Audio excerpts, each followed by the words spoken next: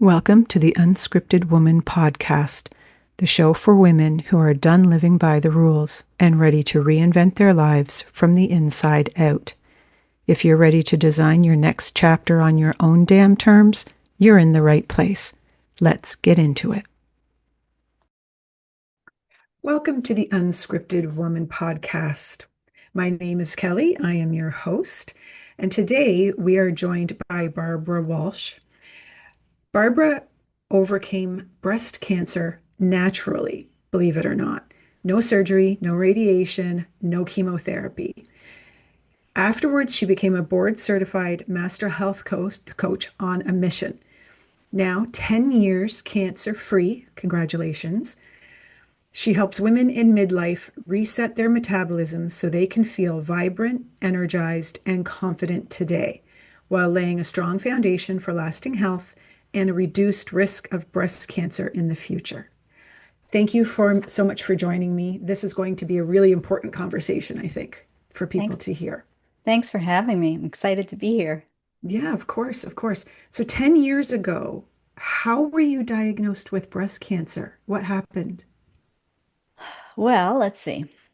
10 years ago, you know, I I I was doing great. At least I thought I was. I had a very full life. I was very active. I was very busy.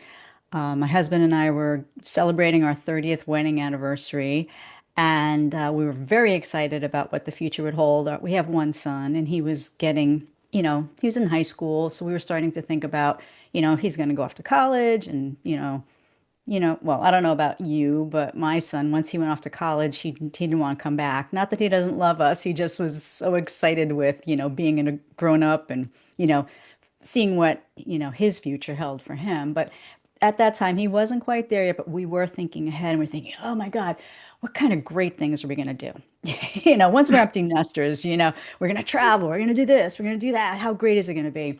And so I went in for like a routine mammogram, every year. I was always very faithful with that.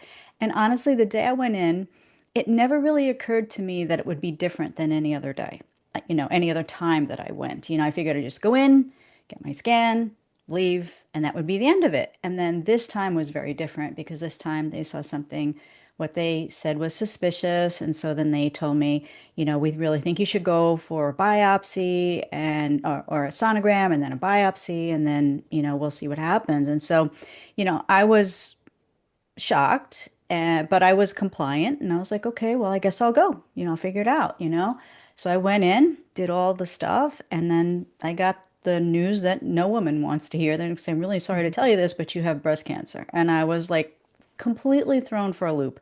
I guess I was naive because, you know, I didn't know back then that, every 2 minutes a woman is diagnosed with breast cancer. I didn't know back then that statistically 1 in 8 women will be diagnosed in their lifetime. I didn't know back then that, um, only high risk people would be at risk for breast cancer. It just never really occurred to me. And so I was totally shocked. And of course, I was terrified. It's terrifying. And Mm-hmm. so my husband and I, we went for the follow-up, with the oncologist, and she was like the number one breast surgeon in our area. And so when I went there, I was, like I said, I was upset, I was confused, I was mad actually, because, as I mentioned earlier, I was always very compliant. I went every year for my mammograms. I did all the self checks. I did all the things that, they tell you to do. And in my naive mind at the time, somehow I thought I was, being responsible and engaging in preventative care. Mm-hmm. But really, what I came to realize is that, all the screening and all of that stuff has nothing to do with prevention. Zero. It's really just a diagnostic tool to tell you whether or not you have a problem. It has Mm-hmm. nothing to do with prevention. And in my mind, I thought it was preventative care. And so, anyway, when we went to the oncologist, I asked her, I said, how did this happen to me? And she said, you know, we really don't know. It's probably just bad luck, bad draw of the cards, bad genes. I mean, really kind of esoteric, ridiculous answers, Hmm. non-answers, as far as I was concerned, because I always felt like, well, there's got to be a cause and effect, right? How did this happen? And she even said to me, you're really not in a high risk category, so we just don't know. And so that gave me pause. And then, she's laying out the protocol. And the protocol, honestly, for all you ladies out there, is going to be the same. No matter what cancer you have, whether it's breast cancer, whether it's another type of cancer, like an endometrial cancer or anything else, no matter the stage of cancer, like for breast cancer, it's always going to be surgery, then it's going to be radiation, then it's going to be chemo. And then in my case, I had an estrogen positive breast cancer, and the protocol for that would be to take an estrogen blocker pretty much for the rest of my life, and that's tamoxifen. I'm sure many of you have heard of Hmm. that term.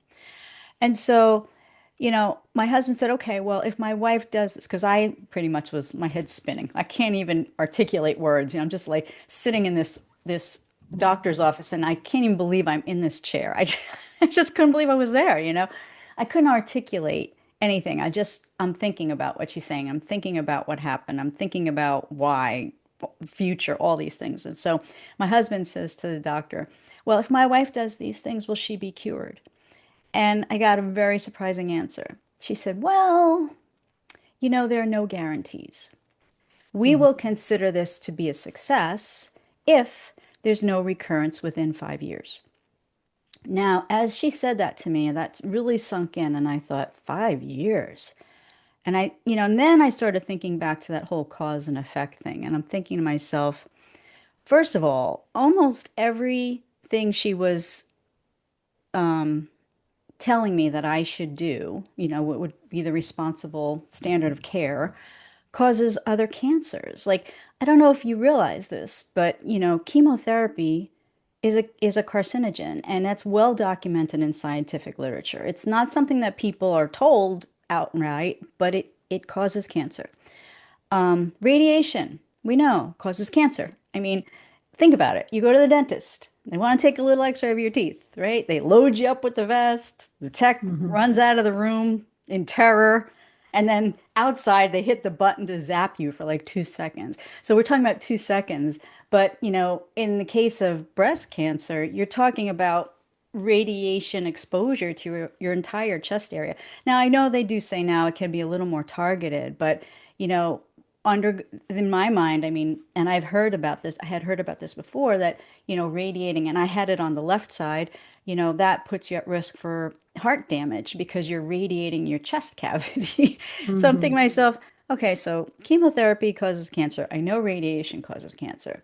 And I didn't know it at the time, but I found out later that tamoxifen is also known to cause a secondary cancer, uterine cancer. So as I thought about these things, I thought, oh my gosh, 5 years. And if I do this, um, who's to say I wouldn't have recurrence if I'm constantly introducing these toxicities into my system, things that are known to cause cancer? I'm going to put them inside of me. What would stop there? What would stop a recurrence from happening? Like think about that logically, right? So anyway, my husband and I are Christians, and prayer is a big part of our lives. And I really needed to pray. She wanted me, to sign up right away. I really Hmm. couldn't do that. I just had to go home and process. And so, I spent a lot of time in prayer, and I was, hoping for some type of direction because I was terrified. And, I don't know about you, but I don't believe that any good is going to come out of a decision that's like a knee-jerk reaction that's, Hmm.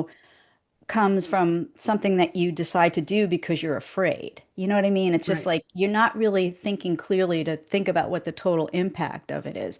And honestly, it's not easy to walk away and take a breath because there is a lot of pressure in that situation. There's so much pressure in that room. There's so much fear in that room. And that is Hmm. compounded by maybe I don't think it is this case, but maybe it was just the practitioner I went to. But I've talked to a lot of other people, and there's a lot of fear because there's this urgency like, oh my gosh, you have to get into treatment right now, or you're going to die tomorrow. We have to do this. We have to move, move, move, move. And it's like, you can't think. So anyway, I Hmm. went home. I spent a lot of time in prayer, and I really wanted to understand how that happened to me. I wanted to understand it. I just didn't, I wasn't satisfied with the answer that, well, we just don't know and it just happens. And to be honest with you, for years, I probably didn't even realize it. And I don't think I would have ever admitted it at the time. But for years, the idea of cancer scared the heck out of me because, you would Hmm. hear about it. And the perception out there, at least from my standpoint, is that, cancer is somewhere. It's like hiding under your bed, like the boogeyman hiding in your bed or in the closet, and you could be living your life just fine, and this thing will just jump out and kill you, and that was sort of my perception. And, having that type of, perspective on it leaves you in a place where you feel like there's nothing you could do to control it. It just is what it is, right? And if Right. it happens, and you'll figure it out when you get there. So anyway, as I was praying, I felt really led to do a lot of research. And I just want to say, like you mentioned when you introduced me, that I am a health coach and I'm soon to be a nutritionist. But at the time, I had zero background in medicine, science, research, none of that stuff. I knew nothing about it. It never ever interested me, even when I was a kid, although I did like school, but that's a whole different thing. So I Hmm. felt really led to do a lot of research, and I just started reading things and I was learning things, and I was like, oh my gosh, I started to understand how this happened to me. I started to understand that a big factor was choices that I had made for the course of my lifetime that I was unaware would have an impact on my health. And then I started to learn that, you know, whatever had driven the fact that I was in a state where my body developed cancer really had a lot to do with my own body's ability to protect me from illnesses. And that had a lot to do, almost everything really, to do with the power of my immune system, how well my body was functioning metabolically on the inside. Again, things I knew nothing about at the time. Hmm. And the other big factor that had driven the state that I was in was the fact that I was nutritionally depleted. And again, something I had no idea that I was. I mean, I ate fine. I was eating, well, I Hmm. thought I ate fine, I ate the way I was always raised to eat. And actually, when I was diagnosed, I had just entered menopause and I was put on a lot of weight. And that's pretty common when women enter menopause. You just kind of put it Hmm. on and you can't get it off no matter what you do. So, like, from the outside looking in, I mean, I wasn't like a skinny, frail person. So you would think, sure, she's eating fine. But yet I Hmm. was nutritionally depleted. And because of that, my body didn't have the resilience that it really needed, you know? So as I learned about this, I thought, wow, this is amazing. So what this means is, number one, I did have something to do with this. My habits had something to do with this, and that's a tough pill to swallow, honestly, but it was the truth. Hmm. But knowing that and understanding like the fact that, cancer can develop inside of the body. And actually, it could be in anybody's body at any given time. And the reason why it would develop in one person as opposed to another really has to do with your resilience and how well your body is being supported nutritionally. Hmm. Huge, huge, huge factors. And, because you often wonder, like, well, 1 in 8 women, well, how come this girl gets it and that one doesn't? A lot of it has Right. to do with that. The other thing that has a lot to do with is stress, you know. And as I mentioned when we started the conversation, I was very active. I was busy. I was a business owner. As I said, I have a son, and he was very active. So between, running my business, taking care of my son, taking care of my husband, taking care of my household. My life was really in a constant state of stress, but I Hmm. didn't realize that because, as women, we wear a lot of hats, we juggle a lot of plates, and so, feeling like we're stressed or there's so much to do, and we're on the back burner, and our self-care is like a joke. And not only that, Hmm. but it's something that seems wasteful or, selfish, which it isn't. All of those things leave us in a state of constant stress, but that we don't realize we're in. And that's affecting our health on the inside out. So, learning about all these things and learning about the nutritional component actually gave me hope, weirdly, because instead of feeling like I was battling something that I didn't understand, I could understand it. And you know what? Knowledge is power. So that took Right. away a huge layer of the fear. Another thing that I found amazing was the things that I learned were so empowering because they were things that I could do rather than just, you know, abdicating my choice to whatever protocol I was being dictated. Right. So, and again, this is just my experience. So, anyway, that gave me a lot of hope. And then something really amazing happened. I met a woman, and she had been diagnosed with stage 4 breast cancer 20 years before me, and she was still alive. She was thriving. She was actually out, sharing her story with people. And like, this was 10 years ago. So you figure from this is 10 years and then it was 20. So that was like 30 years ago. She had done that, Hmm. based on where we are now in time. And so she overcame her breast cancer naturally. And so I really wanted to talk to her. And she told me what she did. And she said, and I was like so amazed because I had never met anyone who had been diagnosed with any type of cancer who was thriving 20 years after a diagnosis. Hmm. Maybe you have, but I had never. And so that kind of blew me away. And so she said to me, if you're even thinking about doing something natural, you may want to give it a try because if it doesn't work for you, you can always go back. You can always get surgery, you can always get radiation, you can always get chemo. They'll always write you a script for tamoxifen. No one will Hmm. ever turn you away from that ever. And so I thought, wow, what a great plan B. I thought, you know what, I might want to try this because, I had so much peace about the idea of nourishing my body so it could get well, as opposed to bombarding myself with toxicity, hoping that I could survive it and maybe rebound afterward. It just made so much sense to me to build myself up rather than, tear myself down to complete, biological ground zero and hope I could, regenerate my life after the fact. And so that's what I decided to do. I came home and I told my husband, in the interim of all this stuff, I was, getting second opinions and all that stuff.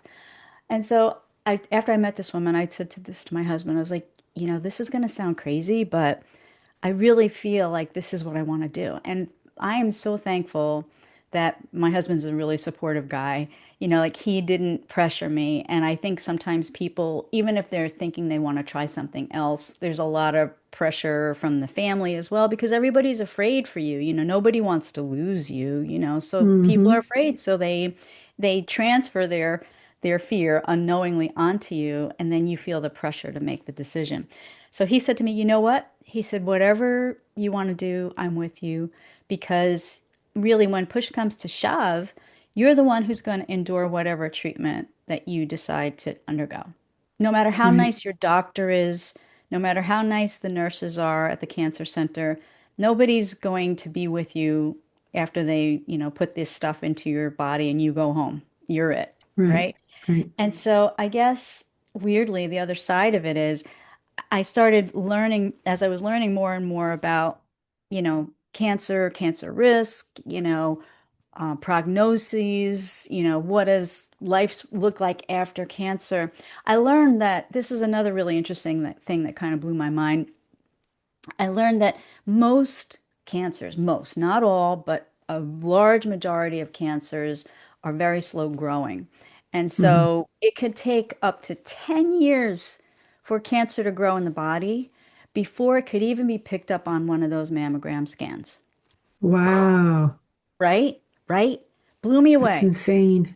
Right. Because think about it, like all my lifetime since, I became adolescent up until womanhood, I had been getting these mammograms, and like in the grand scheme of things, a good majority of that time, they meant nothing because even Mm-hmm. if something had been going on, it wouldn't have been seen. So Right. I started thinking about, you know, I had an early stage, I had a stage one cancer, and I thought to myself, well, logically speaking, and again, no guarantees, but the doctor wasn't giving me any guarantees either, thinking to myself, logically, it probably took 10 years for this thing to grow in my body before I knew it was there. So probably before it would advance to the next stage would be like another 10 years. And then if I underwent conventional treatment, they were telling me maybe 5 years. So I had this 5 year, 10-year thing. So five Mm-hmm. years or 10 years if I did nothing. Not that you would do nothing, because that's not logical. And so I started thinking to myself, wow, it's really like a coin toss. Whatever treatment I choose is going to be a coin toss for me because there's no guarantees either way. And then the Mm-hmm. other thing I started thinking to myself, I'm probably morbid, but I was thinking to myself, if I am going to die in 5 years, I guess I'm a little vain, but I was like, I really don't want to spend my last 5 years sick. And I don't want to Mm-hmm. spend my last 5 years bald with my head in the toilet. And I don't want to spend my last 5 years with my son seeing me wither away to a Mm-hmm. disease. Yeah. So those were like the things that sort of like were driving me toward trying something natural. And so that's what I did. I just went all in, completely changed my diet. And when I say completely, I mean it because, you know, prior to the cancer diagnosis, I was not interested in healthy food. I wasn't interested in holistic anything. In fact, to be honest with you, I thought all that stuff was a joke. I thought it was kind of stupid and like, who would do such a thing, right? And my big criteria for my dietary choices was, does it taste good? That's it. Yeah. I didn't really care, Was it fresh? Ah, okay. But, was it fast? Did it taste good? That was pretty much the benchmark, and that was pretty low in the grand scheme of things. I mean, and of course, as I mentioned to you, I put on a lot of weight when I entered menopause, and as a kid, I'm the youngest of three daughters, and I was the chubby kid in the family. My other sisters were taller and svelte, and not me. Mm-hmm. So I was always dieting my whole life, trying to like. That's a whole other conversation we could have about diet culture, but I was always dieting, trying to, kind of not look as like the odd man out, in the family pictures and whatnot. So I was very familiar with that. So I was not a healthy eater because of the fact that I always engage in a lot of deprivation as far as my diet was concerned. So, Mm-hmm. I changed my entire diet. I came to understand the impact that stress was having on my life, whether or not I understood it or realized it at the time. And I really made a concerted effort to get that under control. I prioritized things like, getting some good sleep, which is difficult when you're stressed. Those kind of things are tied together. And again, Mm-hmm. another whole conversation we could have another time. And also another important factor was, getting movement into my life. I say movement because for me, exercise was always like a four-letter word. I just didn't want to do Yeah. it. It was always like, the lowest thing on the priority list and the first thing to go when I was too busy. I don't have time to do that because I didn't want to do it and I didn't like it. So, and not only that, but you know what? Being so busy, I was exhausted at the end of the day. Who feels like exercising when you're exhausted? I was just happy to Mm-hmm. like crash on the couch, give me my bowl of ice cream, and just watch some TV and veg. That was Yeah. my life. And honestly, I'm not condemning that because that was my life. I didn't know that every little choice that I made, every single one of those choices were contributory factors, and they have power. Like they could influence your body in a positive way, promoting, health, longevity, energy, or they could, influence your body in a negative way where you're exhausted all the time, where you don't feel good all the time, where you become a person who, like I was, where, you constantly are having symptomatic things going on in your body. And like that was another thing, I was thinking about through the whole experience was that in that 10-year period prior to the diagnosis, you know, I always struggled with a lot of things. I was always sick all the time. I'm not saying, I was in the hospital, but like every time my kid went to school, whenever he came home, I got it. I mean, he didn't always get it, but I always got it, right? I always Mhm. had a lot of, I know we've all just met, but here comes the TMI moments. You know, I always had UTIs, constant, chronic UTIs. Like I would have them like at least once a month. I was always on antibiotics. I would have sinus infections. I would have headaches. I would have rashes. I would have, you name it, all these kind of weird things, right? And I was always running back and forth to the doctor because, as I said, a very, very compliant person, and I Mhm. wanted help. I wanted relief. And so, she would always, my doctor was great. She would always look at me. She'd go, oh, and then she'd write me a prescription. I'd go home and take the medicine. And then when that went out, I'd be good for about a week. And then something else would flare up. And when I couldn't get to the doctor, I was at the pharmacy, you know.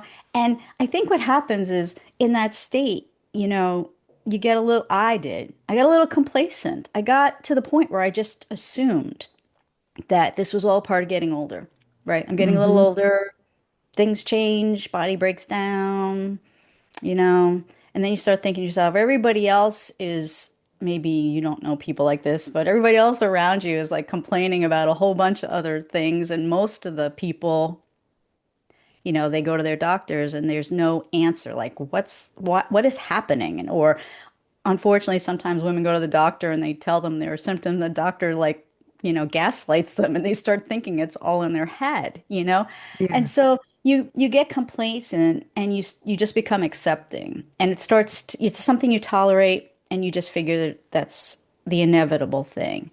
But really, Right. what's happening when you're in that state, which is where I was, is that your body is sending you red flags. Your check engine light is on. There is something going on behind the scenes, and your body's trying to get your attention. Like, hey, Mhm. we have a problem here. And what's really interesting about this is that all of these things that I experienced, like you think about it. If you have a UTI and then you have a sinus infection, who thinks those two things are related? Nobody, because one's in your head, one's not, right? And so, Mhm. but really, when you go beneath the surface, the truth is that all of those things are rooted in immune dysfunction and Mhm. metabolic dysfunction. Okay. So really they all have the same cause. So like even your body starts trying to get your attention in any way, shape, or form it can. And if we're not informed about it, which I clearly was not, we don't realize, hey, something's going on. I need to make a shift, right? Because we Right. start thinking, well, the only solution is a medication. And that might be a really fast solution, but that one, unfortunately, is a temporary solution. And it doesn't really address the root of the problem. And then eventually, when you're in a state where you're completely overwhelmed, that's when, your body's surveillance system of your immune system is completely overwhelmed. Things fall through the cracks. And that's really when you get to a place where you have a high risk of developing cancer. And in my situation, I honestly believe that that's how was the trigger. Those were the triggers. My body was sending me signals, and I had 10 years to do something about it, and I had no clue, right? Yeah. And as I started making all the shifts, right, things started changing in my body, which was amazing. Like, I had gained 30 pounds when I entered menopause, couldn't get that off.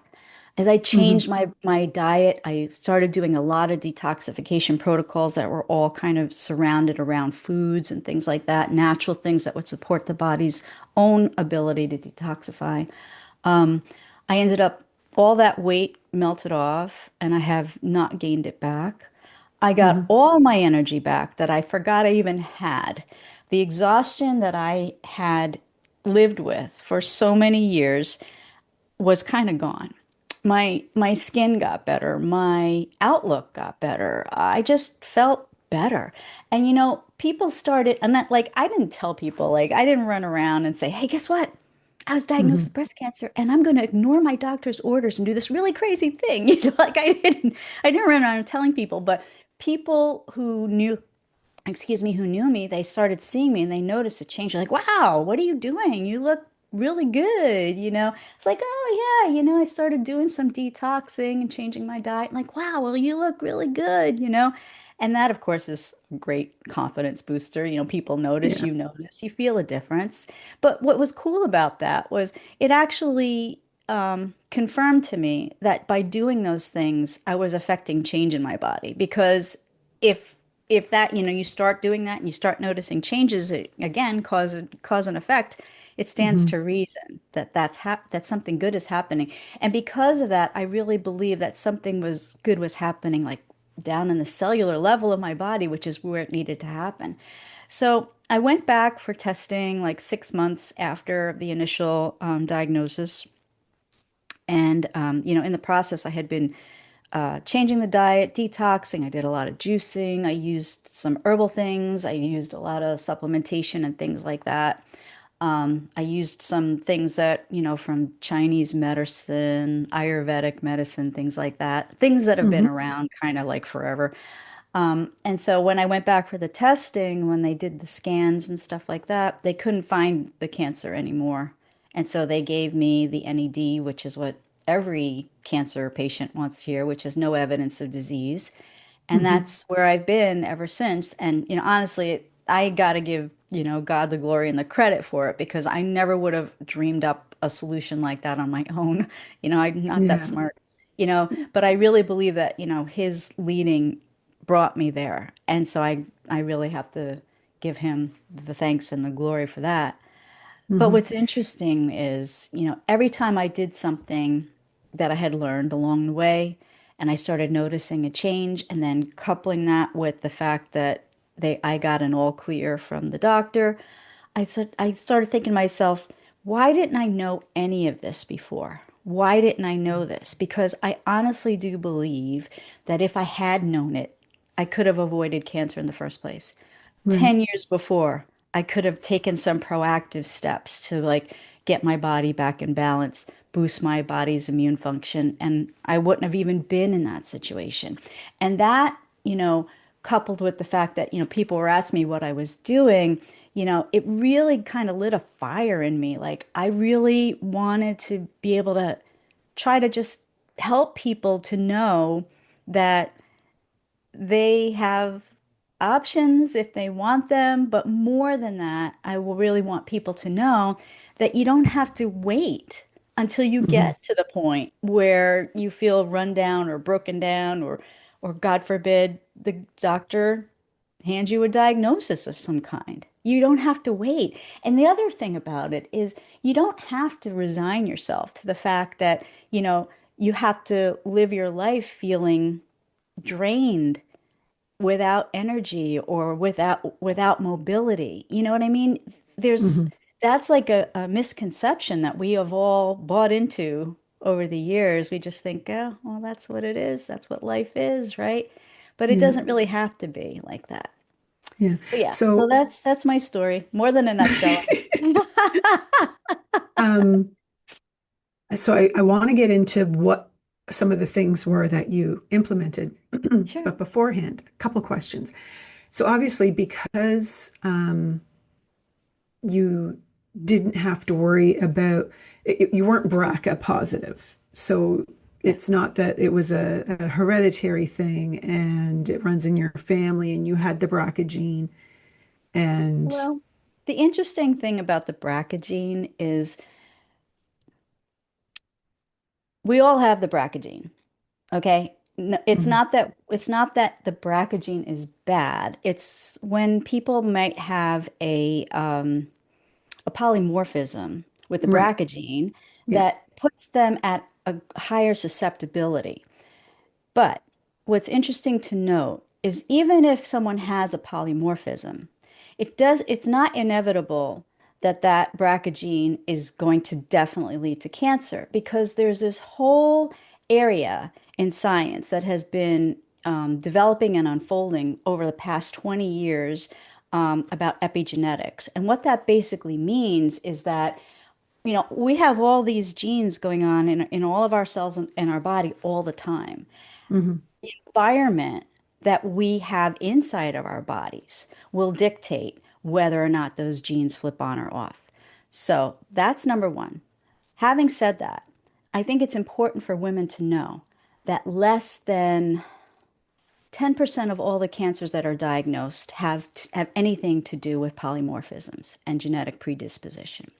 So what that means, and the other side of it is, even if you look it up with the World Health Organization or the CDC or the American or whoever, cancer, whatever, from whatever country you're in, it will tell you that cancer, even breast cancer, is classified as a lifestyle disease. So what that means, Really? yes, you look it up. What that Hmm. means is that our lifestyle is the major driving force behind whether or not someone develops cancer. And even the World Health Organization will tell you that the majority of cancers can be avoided if we take proactive stances. And the proactive stance has nothing to do, sorry, ladies, has nothing to do with mammograms. Nothing. Hmm. Yeah. But you're all right. I mean, some people are predisposed to it. I Yeah. didn't have a family history, which was another reason why I was so shocked that it even happened to me. Yeah. Yeah. Because usually that's the first question they ask. Oh, sure. Oh, Yeah. sure. And I'm Hmm. not saying it's without value to find out if you have a polymorphism in the BRCA gene. Hmm. I think if you want to find out and go undergo some genetic testing to find that out, I think that could be valuable information. But I think it shouldn't be, this is my opinion, okay? I think that sometimes people go and they get the genetic testing to find out, if they're highly susceptible because of this BRCA polymorphism. And the first course of action is mastectomy. Women Hmm. they get their breasts removed. But Hmm. really, it's not it's not that someone has a BRCA gene and someone doesn't. Every woman has a BRCA gene. It's just whether or not you have a polymorphism. And if you know that you can actually tailor your diet and tailor your lifestyle habits to create an environment in your body where that polymorphism never turns on. And in that case, you would never get breast cancer. Right. So, I think that's an important distinction for a lot of us to know. And most of us don't know it, you know? Yeah. Yeah. Yeah. Other question. Hmm. You were diagnosed with stage one Hmm. in the left breast. Hmm. If you had been diagnosed with, say, stage four, Hmm. would you still have approached it the same? I do think I would. Yeah. Yes, I do believe that I would. And the reason why I think that, well, you know what, hindsight's 2020. There's a lot of fear. I'm sure the fear would have been 10 times greater had the stage been later. I'm Right. not going to lie about that. But either way, it's scary because no matter what stage you're in, when you hear cancer, it feels like your life is over. At least it did for Hmm. me. But I think now, from what I understand and what I have learned about the fact that, you know, because cancer is actually a metabolic disease, I mean, I think we all have been told that cancer is a genetic disease, and there is truth to that. But I think the perception when you hear genetic is, again, there's nothing I can do about it. I was born that way, right? Almost like that Hmm. whole BRCA gene thing. You think, oh my God, I had the BRCA gene. There's nothing I could do about it. I was born that way. But Hmm. really, the genetic component has to do with our cellular function, because when we don't have the right, this is going to get deep, sorry guys, but basically what's going on is, inside every one of our cells, we have like a gajillion cells, right? Inside every one of them, there's a process where the cells duplicate. And the reason why they replicate is because each cell has a lifespan, it has a job to do. When it gets to the end of its lifespan or it has completed its job, it needs to be recycled and a new cell needs to take its place, right? And this is going Hmm. on constantly in our bodies. We don't even know it, right? So the thing that drives this process is there are nutrients that are needed in order for these processes to work seamlessly, to drive the processes along. When we're lacking in nutrients, then what happens is the process becomes faulty. And then what Hmm. happens is errors get made when the cell is being duplicated. And that's where you have issues where a cell could have the wrong programming and then it starts growing out of control. That's cancer. So the key is, right? even as far as the whole genetic component is, if you can support your body's ability to seamlessly create the cells without, with the minimal amount of errors, you seriously drop your risk of cancer, right? Because the process is not dysregulated. It's naturally regulated the way it was designed to work. So, really important nutrients that are needed for that are vitamin D, zinc, Mhm. vitamin C, very, very, very, and there's others. I mean, there's a myriad. Oh, vitamin A, a myriad of them that are really important for every single cellular process. And this is really fascinating to me because, and this is something I've actually been expanding my learning because I've been actually in grad school because I'm becoming a nutritionist, and I've been learning a lot about the physiology of the body, which I knew nothing about 10 years ago. Okay. And Mhm. what was fascinating to me is every single process that happens in our body is like, a reaction. Okay. Something has to happen to get from point A to point B. And in order for that to happen, there's like, for example, there's an enzyme that has to make it happen to catalyze the reaction. So, one way to look at it is you want to get from point A to point B. The enzyme is like your little car to get you from one to right to the one point to the Mhm. next. And then, but in order to make the car go, right, you need fuel. And the fuel that's needed, what they call in biology, is a coenzyme, and all the coenzymes are vitamins. Amazing to me. What's even cooler about this is that all of those vitamins are found in the foods that we eat. I mean, you can supplement them, but well, like it's really better if you can get your vitamins from your food as much as Mhm. possible.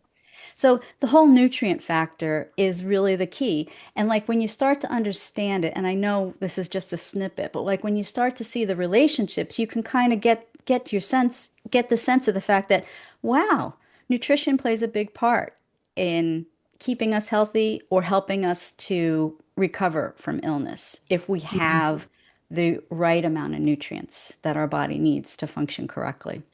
Right. So without obviously giving everything away, what were some of the main changes that you made in your diet? Like, did you go vegan, vegetarian? Did you cut out red meat? What sort of high level, right, Sure. did Yeah. you do to make the change? First one, big one, got rid of all the processed food. And I was a big processed food lover. I loved processed food because it was fast and it tasted good, you Yeah. know? But I got rid of all the processed food because processed food has a lot of other stuff in it that actually some of the stuff is actually cancer causing, like I'm sure you've all heard, dyes and preservatives and all that Hmm. jazz. The other thing too, very, very high processed sugar content. Sugar feeds cancer. Yes. So first order of business was get rid of all that stuff. And that was not easy for me because like I said, I was a lover. I was a, I was a first online in the drive-through, man. I love that food. And Hmm. even and then I started eating, I did go vegan for a little bit because I needed Hmm. to detoxify my body.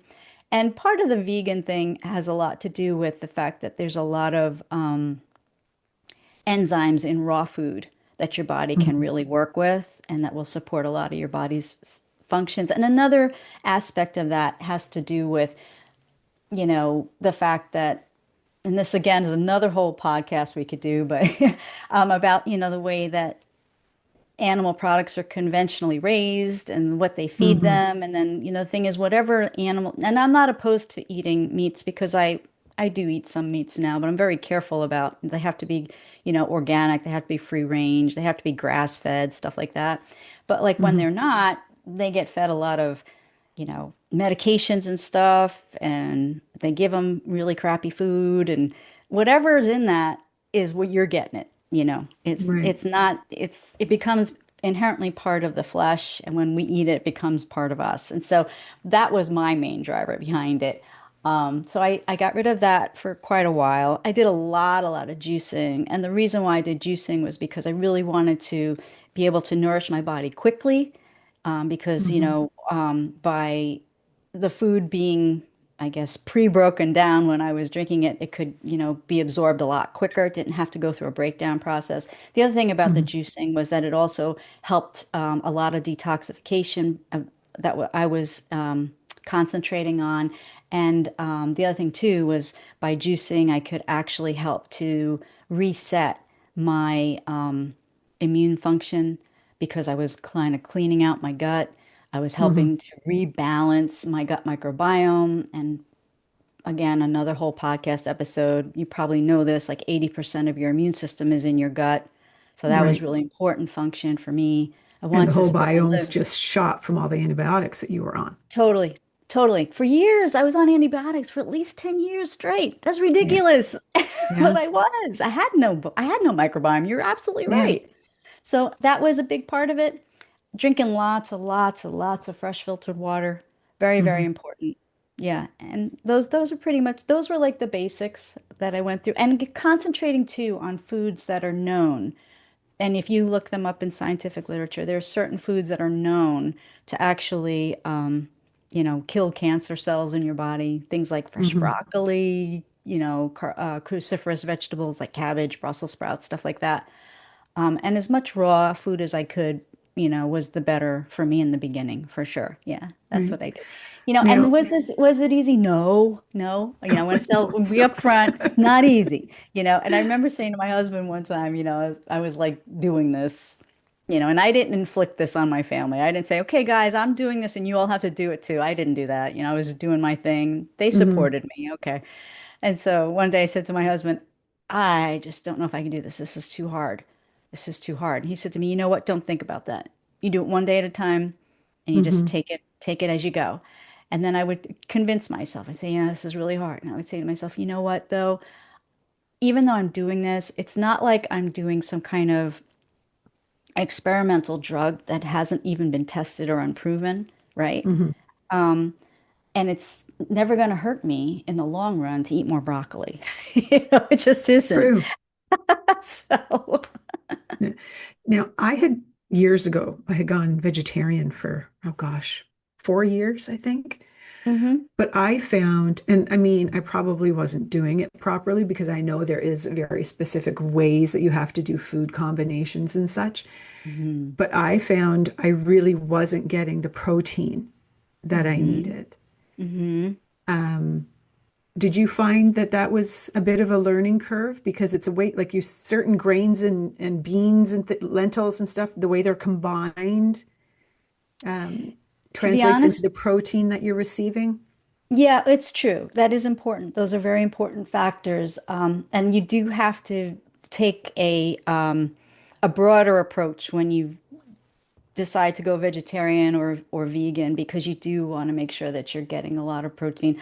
I didn't focus as much on it because honestly, at the time, I didn't understand it well.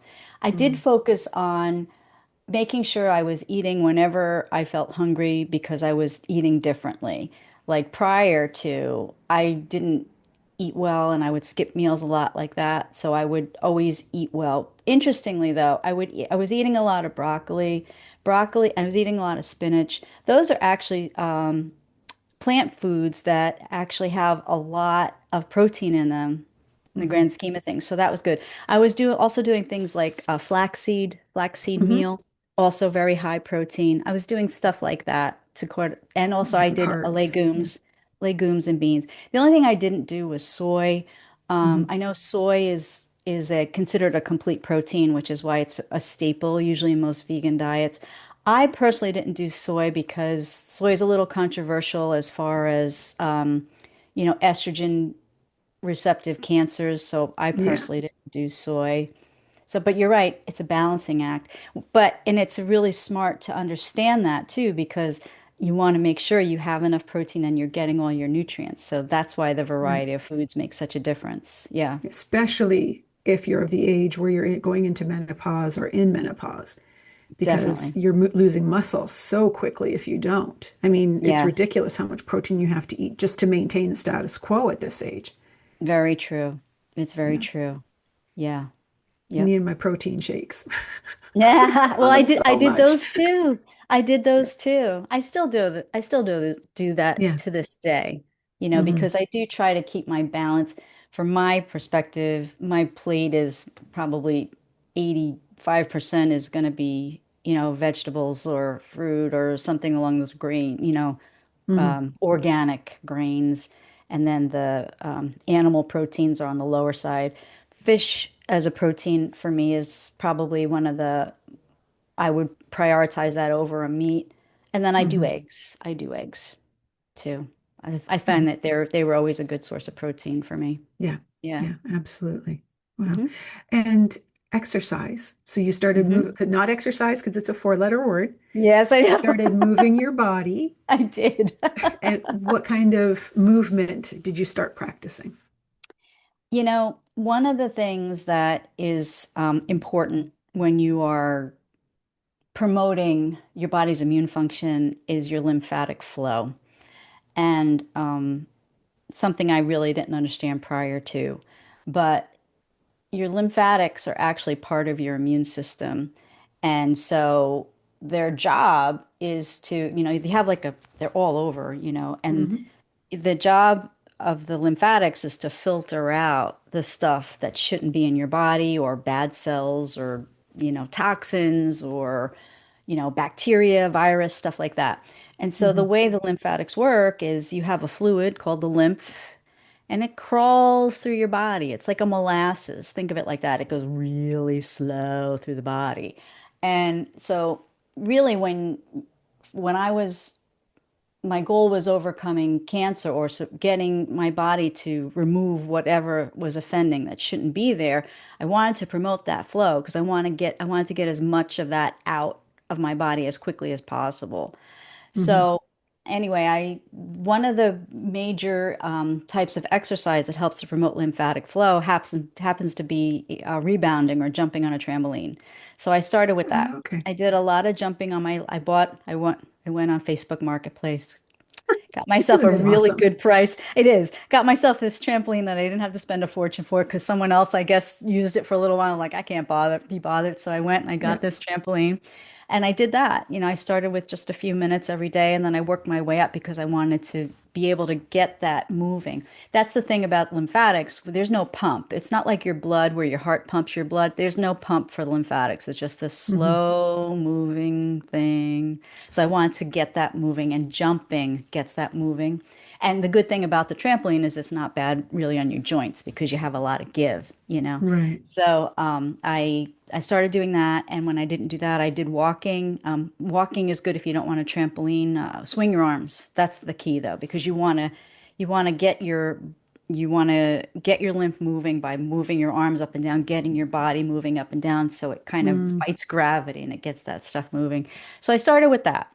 And then I went on to, and I still do this to this day. I went on to, I'm really old school. You'll all laugh at me, but like I have a massive collection now of exercise DVDs.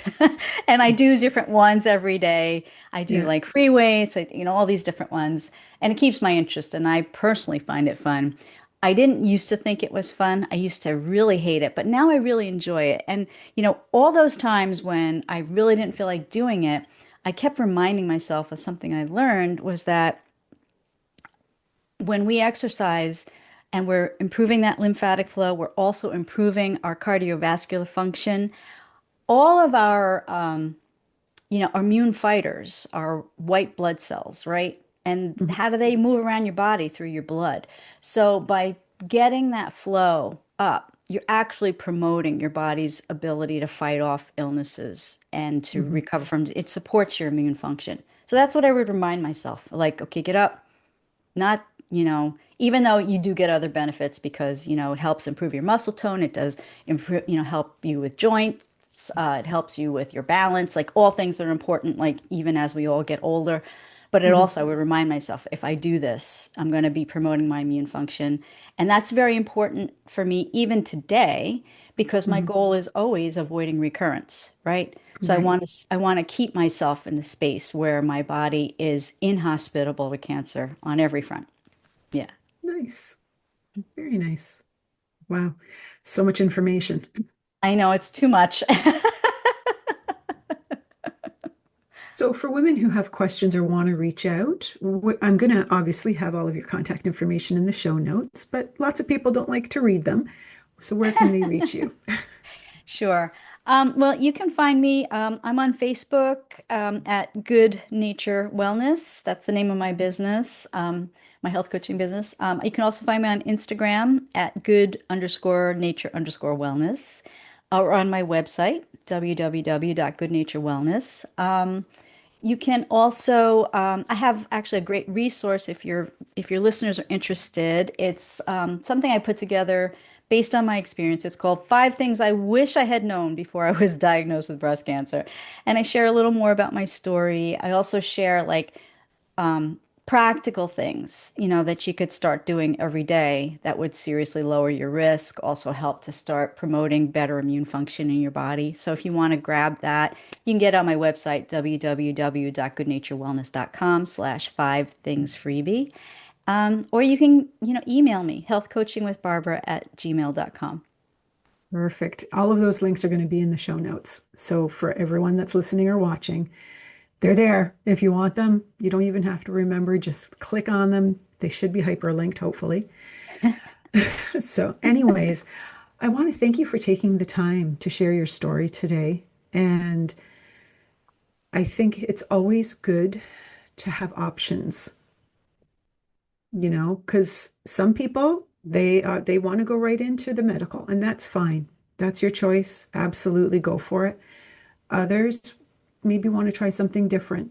And, it sounds like what you did worked for you. So it's out there for anyone that is interested. You can always connect with Barbara and get more information. And of course, we have to put a disclaimer in that neither of us are physicians, oncologists, anything like that. So what you have heard here today is not medical advice.